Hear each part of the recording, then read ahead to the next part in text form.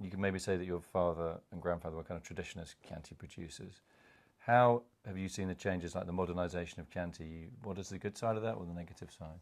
I think that it's not really that there have been in modernizing. It's a lot of people comes and thinks that, generally talking, make wine is make money easily and in a nice way. And nobody understands how much is the work behind. So I think now more and more people are understanding that to make a bottle of wine is not the same that making a can of something else. You mentioned technology in winemaking. Has that been a good thing for Chianti Classico? Has it been a negative thing, or is it a little bit 50-50? And technology, we talk about like maybe new oak barrels from France, giving the wine an oaky taste.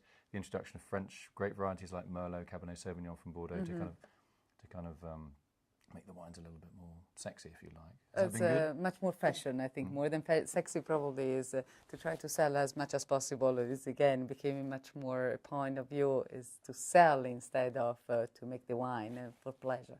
So yeah, I don't really agree totally on some point, but on the people that put too much of international grape, put too much of wood, it's always a balance. It's like the recipe of the Chianti Classico, have been changed year by year.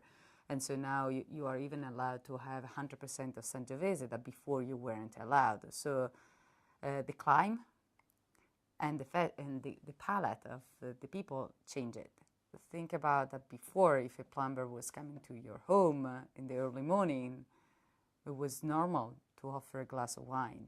And wine had to be very light and very easy drinking, not too complicated. Everybody at the end of the lunchtime, worker, they were drinking a glass of wine. Now, if you see somebody drinking a glass of wine in the time that they work, they go in a jail almost. It's like not totally not allowed. It's a different also the level of the alcohol in the bottle of wine, so it's totally different the concept. But I think the palate change, the fashion change, the people change, so something has to change also in the wine and the climate. We cannot change that one. I mean, it's like something that changed, and so we have to follow that one. So how are you reacting to climate change then? For us, I think it's something good, this climate change, and not say that it has to be. It's like that we are lucky from one point of view, because thinking the altitude of Volpaia is 600 meters, is 1,800 feet high elevated elevation. So it means that usually we miss a little bit of sun. And with this changing of the climate, it's helping us a little bit more on the ripeness of the grape. But at the same time, it's totally crazy. Outside now is winter.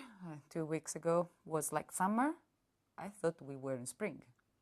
So, and rain and sun, humidity, it's very dangerous when you're organic growing. So for us, it's always a big challenge, and we're organic since a really long time.